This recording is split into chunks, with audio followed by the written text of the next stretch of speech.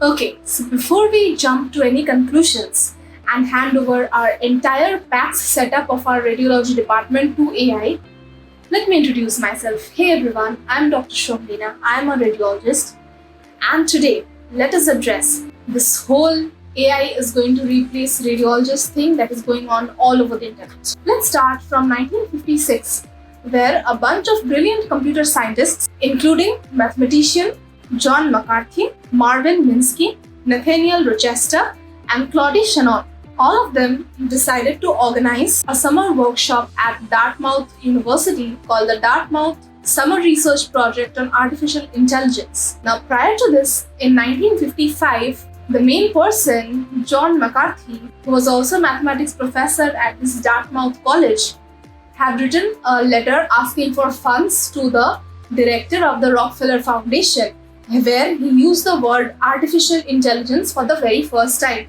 Now, this workshop, which was attended by about 10 scientists, gave birth to AI as a separate field of study. Fast forward to a few decades, now AI started creeping in radiology as well. In 1980s, it was something called the computer-aided diagnosis, or CAD, which were like those quiet interns who just provided second opinions in case the radiologists weren't very sure. Initially, they were used for detecting things like microcalcifications in breast mammographies.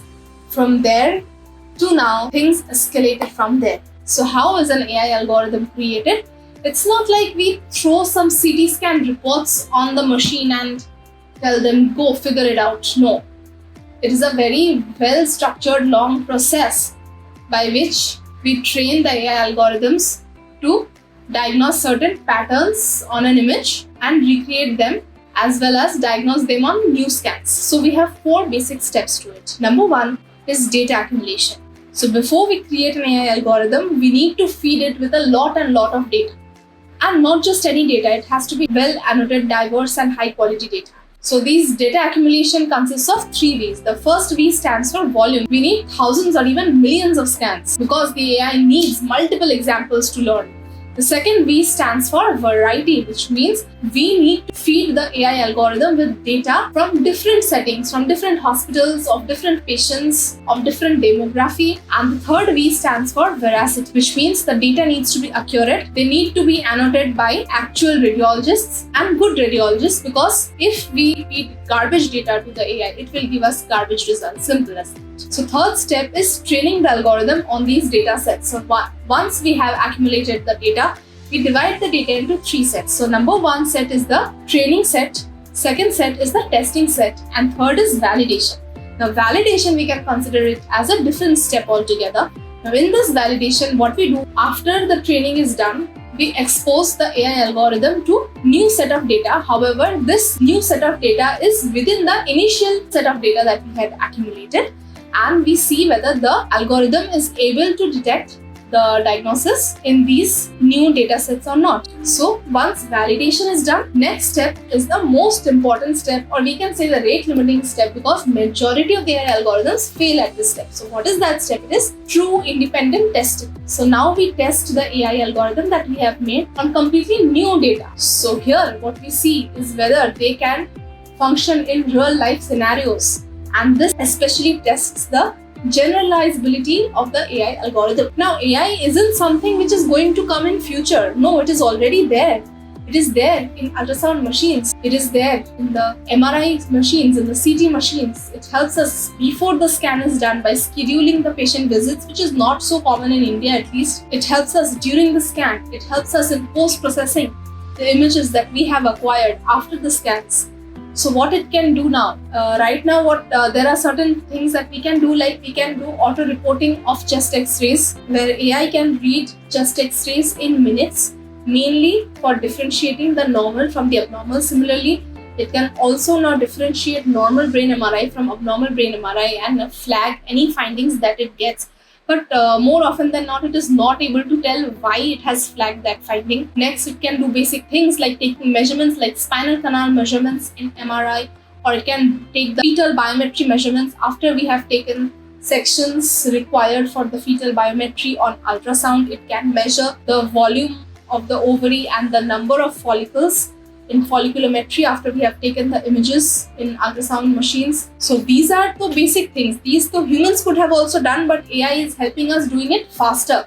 Now there are certain very cool things that AI can do which humans were not able to do. Like there is something called radiomix. Radiomix essentially means we use qualitative data that is available from the images and we convert it to something quantifiable. Like AI can now analyze the pattern of the texture of the scans and predict the behavior of the tumor. Or sometimes it can use deep learning models in breast ultrasound, breast mammographies to predict the molecular subtypes of the breast cancers. Can you believe that? However, there is no need to get too excited or no need to panic too much, because let's be clear right now, the main deal of work that AI is helping us with is triaging and screening. It can flag the scan as normal or abnormal, and it helps prioritizes urgent cases so that it becomes easy for the radiologist to decide which scan to read first and which scan to take some time. So it is a powerful assistant.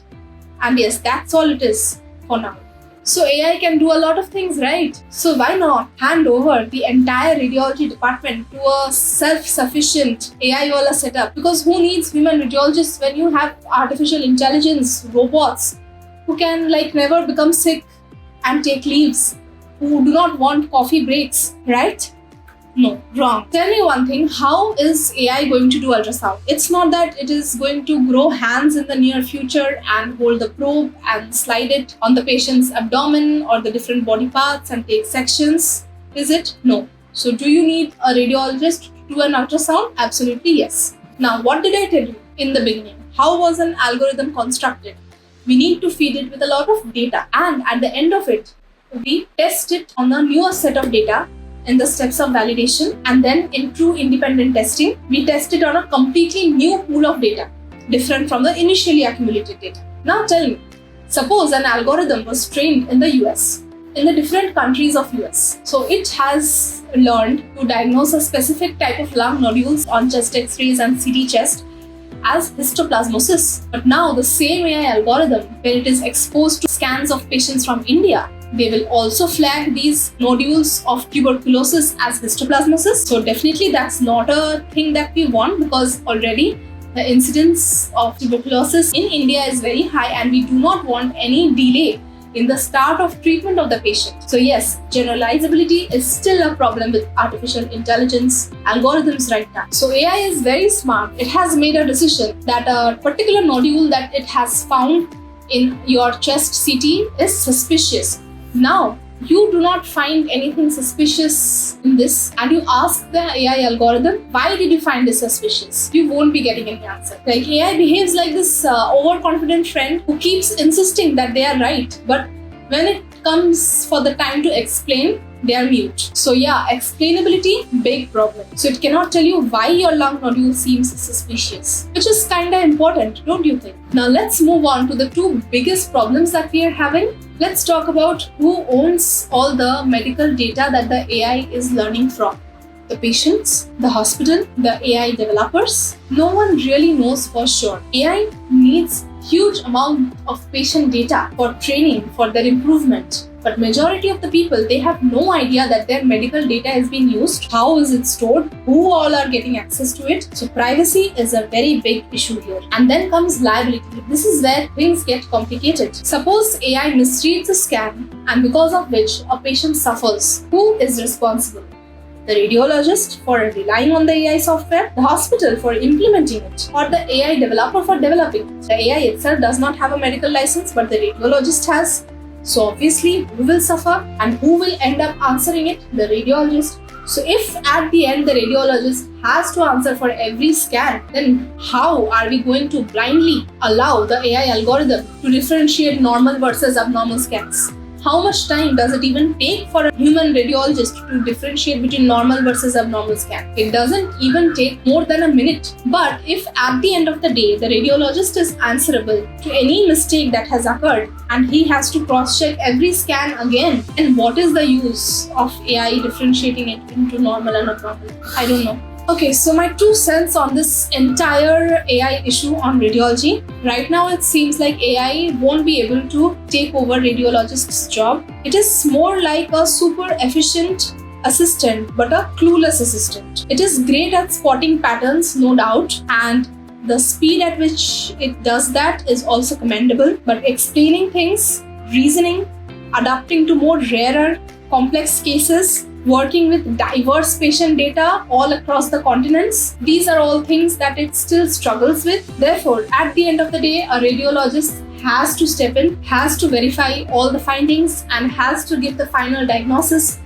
taking into account the clinical conditions of the patients. And also, the radiologist is the one who is going to take the responsibilities when things get complicated. Also, important thing to note is, while AI has the ability to revolutionize radiology, we need to know that patient rights and patient consents need to be given a priority. Also, with time, as AI becomes more and more involved in taking medical decisions, we need clearer guidelines on the accountability. So no, as of now and as of 5 years down the line, AI is not going to replace radiologists. In fact, if you are able to learn about these AI tools that are available and use them as an adjunct to improve our ability to report and diagnose cases, that might help us more in the future, but your jobs are going to be yours.